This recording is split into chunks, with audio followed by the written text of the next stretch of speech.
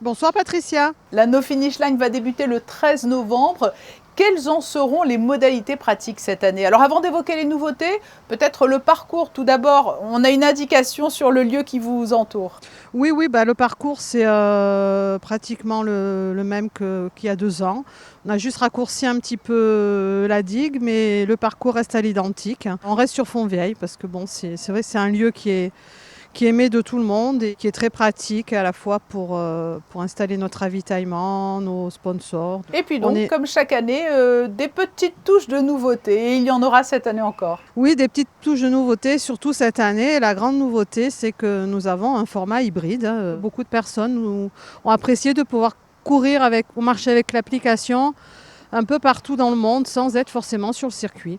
Et forcément, bien évidemment, cela impacte les résultats, donc on s'en félicite. Oui, tout à fait. Donc c'est pour ça que nous avons décidé de laisser libre choix aux 2 options, soit sur le circuit, soit en mode connecté. Il y aura aussi, je crois, une nocturne.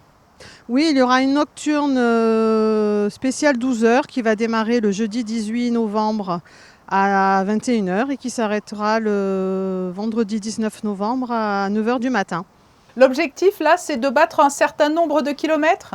Écoutez, on s'est fixé comme objectif 400 000 km, donc espérons que nous allons y arriver. Donc c'est vrai que le format hybride devrait permettre, je pense, un bon nombre de kilomètres. Ça va faciliter la vie de pas mal de personnes qui ne sont pas forcément sur place et qui peuvent s'inscrire.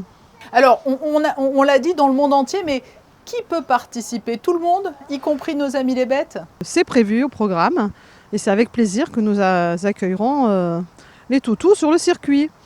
Pas besoin d'être très sportif, hein, mais il y a tout de même des forcenés de la No Finish Line chaque année. Oui, il y a des forcenés de la No Finish Line, mais bon, il faut juste savoir que cette année, à cause des contraintes sanitaires, l'épreuve des 8 jours avec toutes les personnes, comme vous dites, les grands sportifs qui venaient pour la semaine, nous n'avons pas pu l'organiser parce que c'était très compliqué d'organiser des repas, de les faire dormir sur le circuit pour respecter toutes les normes sanitaires. Donc ce n'est que partie remise l'année prochaine, mais toutes ces personnes, de toute façon, vont la faire en connecté. Donc elles seront avec nous à distance, elles nous enverront des vidéos, des photos. Donc on va les suivre d'une autre façon. Ariane Favolaro, cette course connaît un succès qui ne se dément pas d'année en année, mais il faut le rappeler, au-delà de l'aspect sportif, il y a une belle cause derrière tout cela.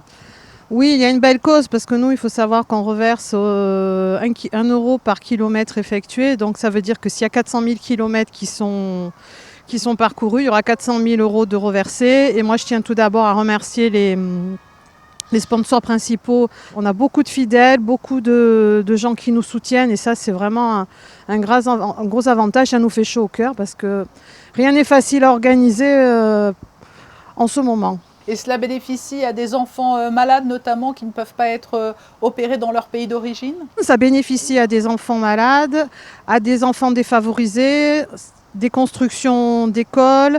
Là, nous avons financé une aire de jeu à Tende suite à la tempête Alex. Nous allons financer aussi un stade à Roquebillière en collaboration avec la No Finish Line de Nice.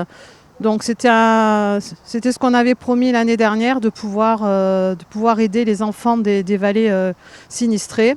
Quel chemin parcouru depuis les débuts de la No Finish Line. Vous étiez une toute petite équipe qui n'imaginait peut-être pas l'ampleur que cela prendrait. Ah non, on n'imaginait pas 22 ans après avoir cette ampleur et être devenue une manifestation comme on nous le dit, incontournable. C'est vrai que nous, simple bénévole, des fois on est un peu aussi surpris par tout ça, mais bon, on a toujours autant d'engouement et d'envie de réaliser de belles choses pour les enfants. La No Finish Line, une success story made in Monaco. Nous allons peut-être rappeler les modalités d'inscription.